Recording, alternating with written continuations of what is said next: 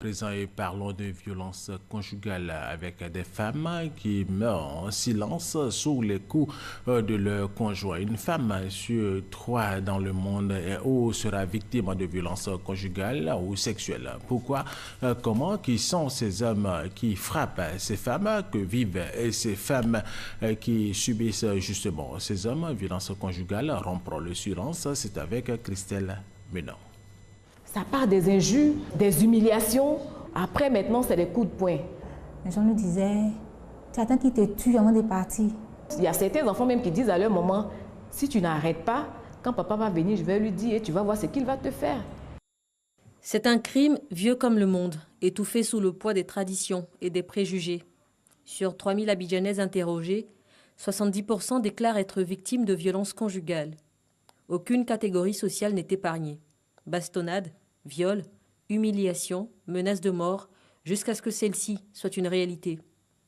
Ce qui tue aussi, c'est la culture du silence. Il fait voir des choses à l'extérieur, mais à l'intérieur, c'est vraiment un calvaire, quoi. Derrière les murs des maisons, dans le cocon familial, c'est une des violences les plus répandues en Côte d'Ivoire, généralement insoupçonnable au début de la relation. Comme avec Muriel, qui pensait avoir trouvé le prince charmant. Et puis un jour, le premier geste violent. Il m'a donné un coup sur la bouche. J'ai vu les étoiles, quoi. Je n'ai rien compris. Il m'a fallu au moins quelques secondes pour me dire qu'il fallait, il a fait. Le premier geste est déjà le geste de trop. Mais bien souvent, avant les coups, des violences psychologiques causent de blessures émotionnelles tout aussi douloureuses. Injures, dévalorisation, menaces, jalousie.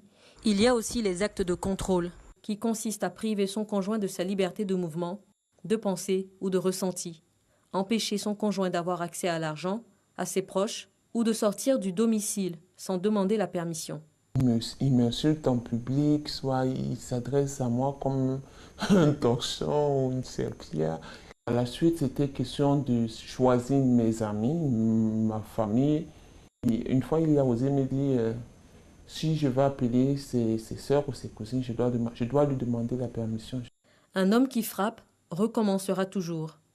C'est toute leur histoire de vie. Ceux qui ont souffert de cela à l'enfance eux-mêmes, ils ont été victimes de violences.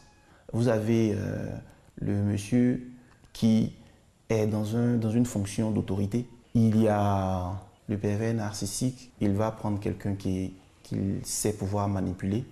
Il a pris soin de se montrer gentil et très très large avec ses proches. Il a pris soin de la priver de certaines de ses ressources amicales fortes, de sorte qu'elle se retrouve seule face à lui. Et quand il finit par la battre, elle n'a plus personne à qui aller raconter cela. Selon les spécialistes, les violences conjugales obéissent à un cycle. La phase de tension, période de menace qui contraint la victime à faire attention à tous ses gestes. Puis la crise, le conjoint violent passe à l'action, frappe la victime. Vient le déni, les excuses, prétextant que c'est la faute de l'autre. La victime doute de ses propres perceptions et se sent responsable de la situation. Enfin, la lune de miel, le conjoint violent demande pardon et promet de changer. La victime lui donne une chance et constate ses efforts avant de rebasculer dans un climat de tension. En Côte d'Ivoire, pas de texte juridique spécifique sur les violences domestiques. Elles sont considérées et punies comme des coups et blessures selon l'article 345 du Code pénal. L'article 345 du Code pénal qui sanctionne les coups et blessures volontaires ne prend pas spécifiquement en compte les violences conjugales.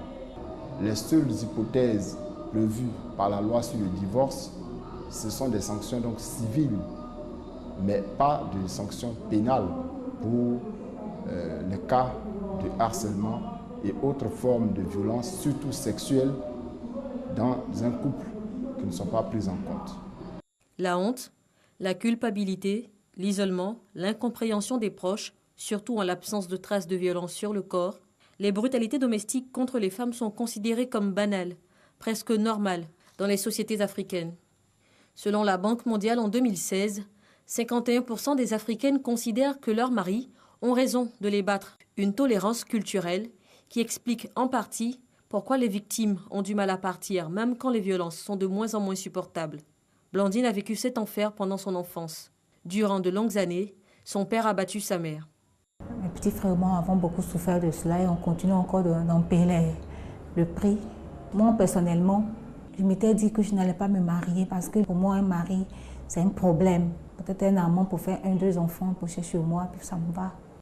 Aujourd'hui, à 36 ans, célibataire, sans enfant, elle n'a pas encore fini de se reconstruire et garde en mémoire les séquelles de cet environnement familial violent.